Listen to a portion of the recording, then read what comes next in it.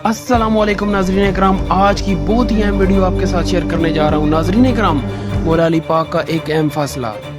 हज़रत उमर के ज़माने में एक दफ़ा दो औरतों ने एक ही जगह दो बच्चों को जन्म दिया, एक लड़की और एक लड़के को। उसके बाद दोनों औरतों का आपस में झगड़ा हो गया।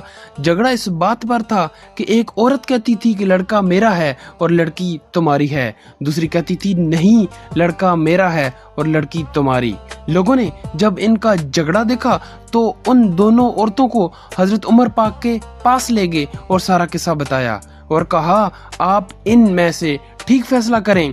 हजरत उमर ने कहा हजरत अली पाक को बुलाया जाए, वही इनका ठीक फैसला कर सकते हैं। जब हजरत अली पाक आए और लोगों ने सारा किस्सा मौला अली को बताया तो मौला अली ने फरमाया इन दोनों औरतों को एक एक छोटा बर्तन दो और इन्हें कहो पर्दे में जाकर इन बर्तन में अपना अपना दूध लेकर आओ। जब उन औरतों ने दूध लाया तो मौला अली ने फरमाया कि एक मीज़ान लाया जाए।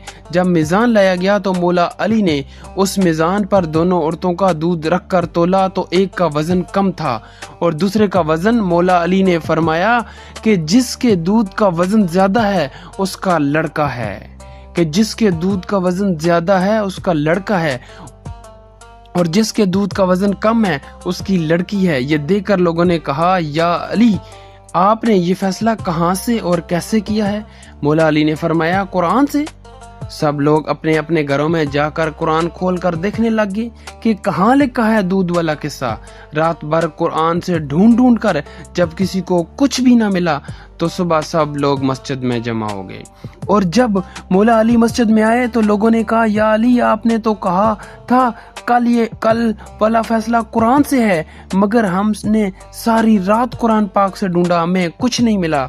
मौला अली ने फरमाया क्या तुमने वो आयत नहीं पढ़ी कि मर्दों का हिस्सा औरतों से दुगना है, कि मर्दों का हिस्सा औरतों से दुगना है?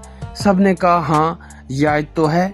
मौला अली ने फरमाया इसी आयत से ही तो मैंने फैसला किया है। सुबहान अल्लाह, माशाअल्लाह। नाज़रीन कराम, मजीद इस्लामिक वाक़यात और मौला अली पाक के किस्से